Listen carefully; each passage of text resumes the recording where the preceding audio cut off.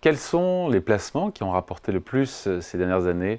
Réponse avec vous, Quentin Ballaurent. Bonjour. Bonjour David. Vous êtes journaliste au magazine Capital et on revient sur cette étude de l'IEIF. Ça veut dire quoi d'ailleurs, IEIF? C'est l'Institut d'épargne immobilière et foncière. Voilà, et ils ne s'intéressent pas que, évidemment, à l'immobilier et ils font chaque année un palmarès des actifs qui sont les plus rémunérateurs sur différentes périodes, 5 ans, 10 ans, 15 ans, 20 ans, et ça jusqu'à 40 ans, et c'est là où c'est intéressant. Et sur 40 ans, qu'est-ce qu'on voit?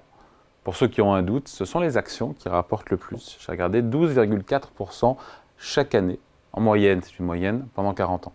C'est ça. Et ce n'est que le passé, ce n'est pas une prévision, on le rappelle, mais voilà, c'est quand même intéressant d'avoir ça comme chiffre. Oui, c'est très intéressant. Et puis on remarque qu'effectivement, je crois que je ne suis pas là depuis très longtemps, mais quand on regarde le baromètre annuel après année, c'est comme toujours les actions sur la longue période qui sont les plus rentables, on va dire.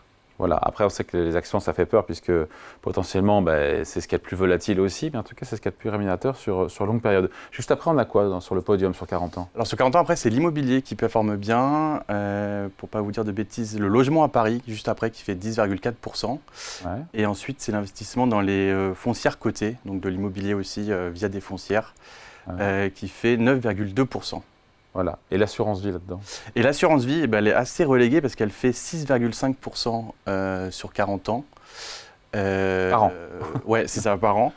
Et ce qui est intéressant aussi, c'est que c'est un des produits d'épargne préférés des Français, on le sait.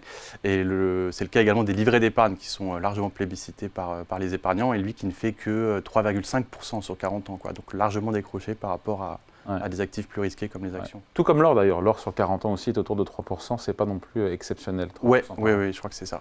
Ouais. Et ces performances, elles sont d'ailleurs avant ou après inflation? Ou c'est une performance brute? C'est une performance brute, je crois que l'inflation n'a pas été présente. Par contre, chaque classement sur les différentes périodes vous indique l'inflation pour vous donner un peu un référentiel, quoi. Ouais. Ça, c'est sur 40 ans, et c'est intéressant, mais encore une fois, ça reste le rétroviseur, et ce n'est que le passé. Si on regarde sur 10 ans, 5 ans, 15 ans, 20 ans, ils l'ont fait à l'IEIF, ça donne quoi? Est-ce que le classement, il est un peu chamboulé? Oui, alors c'est intéressant, sur 30 ans, donc la période 93-2023, on voit que c'est l'immobilier qui passe devant les actions. Okay. J'ai pris des petites notes pour ne pas dire de bêtises. Le logement en France fait 9,3%. Par an. Pardon, désolé. Non, les foncières, 8,2% par an. Et les actions, donc, du coup, sont en dessous à 7,7%. L'IEF l'explique par le fait qu'à la fin des années 90, début 2000, parce que là, c'est la période 93-2023, l'immobilier a plus performé que les actions. D'accord. Cette période-là. Donc 40 ans, 30 ans, qu'est-ce qui se passe quand on rétrécit la période de calcul? Oui, ce qui est intéressant, par exemple, on voit que le contexte joue un peu aussi à chaque fois. Sur la période 15 ans, donc 2008-2023, donc c'est toujours les actions qui sont en tête, avec les foncières aussi. Mais on voit que l'or, là, fait 7,2%, parce que post-crise de 2008, beaucoup d'incertitudes, donc l'or va leur refuge à mieux performer sur cette période-là, quoi. Bon, et sur 5 ans, alors sur 5 ans, ce qui est intéressant, c'est que l'immobilier, pour le coup, est dans le rouge. Et voilà. Oui, lié à ce qu'on a connu depuis 2 ans, donc hausse des taux d'intérêt, difficulté à obtenir un crédit, donc le logement a perdu en valeur et donc est assez largement décroché.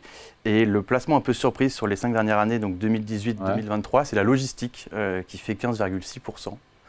Donc l'investissement dans des entrepôts, dans des locaux qui redistribuent des colis. Ils prêchent un peu aussi pour leur paroisse indirectement, l'IEIF, puisqu'ils sont sur les placements immobiliers. Oui. Après, les chiffres sont les chiffres, mais en tout cas, on voit que ce qui ressort au final, c'est que les actions, en tout cas, surperforment toujours avec des performances satisfaisantes sur longue durée. Plutôt, oui, c'est plutôt les actions qui sont souvent en tête. Avec toujours cette contrainte, c'est ce que montre un peu l'étude aussi, c'est qu'il faut toujours rester investi assez longtemps pour éviter les creux comme il y a eu l'année dernière par exemple, où les actions ont sous-performé en fait. Ouais. Dans un pays, on le sait, comme la France, où on est plutôt adverse au risque, les Français aiment les placements sans risque, on voit que dans la durée, évidemment, ce n'est pas ce qui rapporte le plus. Juste pour finir, c'est quoi l'intérêt de ce type de classement? Parce que finalement, on regarde dans le rétroviseur, il n'y a pas de caractère prédictif avec ce type de classement. Quoi, c'est intéressant d'en parler?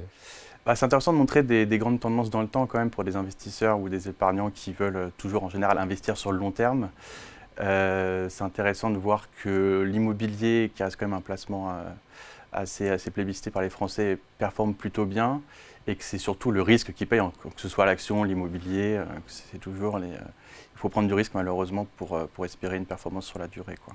Ouais, ça va ensemble. Merci beaucoup en tout cas, Quentin Ballaurent, journaliste au magazine Capital. Merci. Merci David.